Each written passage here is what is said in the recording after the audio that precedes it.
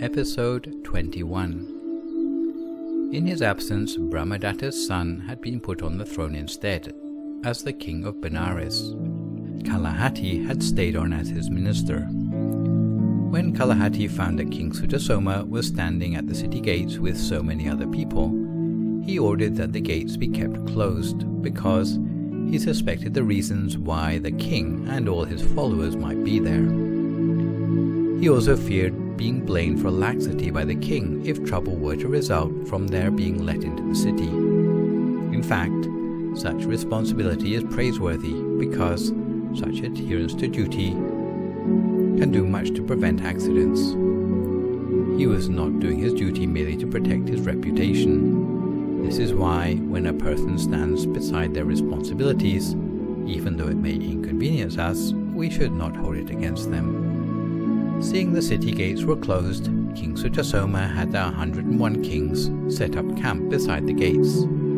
He and 2 or 3 of his followers went again to the gate to request audience with the king. The doorman passed the message to the minister, and the minister told the king. The king knew Sutasoma was a king of virtue, a man to uphold the precepts, a king who never brought danger with him, no matter where he went. The king therefore ordered that the gates be opened and went to welcome Sutasoma and his delegation in person, giving them full honor. The delegation was brought to the throne room and seated on royal seats. The queen, councillors and courtiers from the time of former King Brahmadatta were also summoned. In all their presence, King Sutasoma asked, "Minister, why were you slow to open the gates to your former king?" The minister responded frankly, "Last time he was here in this kingdom, he killed and ate many of our citizens, something a king should never do. We have thus banished him, and of course we are reluctant to let him back into our city." The minister reassured Sutasoma, "From now on you don't need to worry. I have had him stop all his evil ways.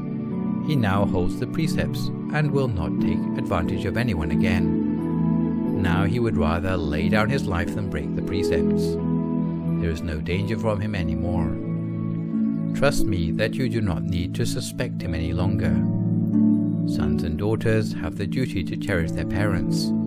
Those who cherish their parents will go to heaven. Those who fail to cherish their parents will go to hell. All your ministers and councillors also owe a great debt of gratitude to your former king, having been promoted by him to high-ranking positions where you receive great respect from all. It is only rightful that you repay the debt of gratitude to your king by giving him a second chance and accepting him back. As for your Majesty the Queen, formerly you were but a commoner, but you were elevated to royalty with a family of princes and princesses only by the compassion of the former king. Thus, you too should feel indebted to the king." He elaborated further, saying, "A king who attacks the innocent should not be called a king. A friend who deceives cannot be called a friend. A wife lacking respect for her husband cannot be called a wife. Sons or daughters who neglect their aging parents cannot be called their children. A counsel that lacks wisdom cannot be called a counsel. One who cannot teach the Dharma cannot be called a wise one. Only those who can eliminate desire, anger, and ignorance, and who preach the Dharma can be called wise ones. But if a wise person surrounded by fools does not speak up for themselves, there is nothing to distinguish them from the fools. It is only when they speak the immortal Dharma that you know that they are wise. Therefore, a wise person should not hesitate to speak the Dharma, because that is the emblem of their wisdom. The banner and the flag of the wise one is uplifting speech." The king, minister, councillors and courtiers were delighted by Sutasoma's homily.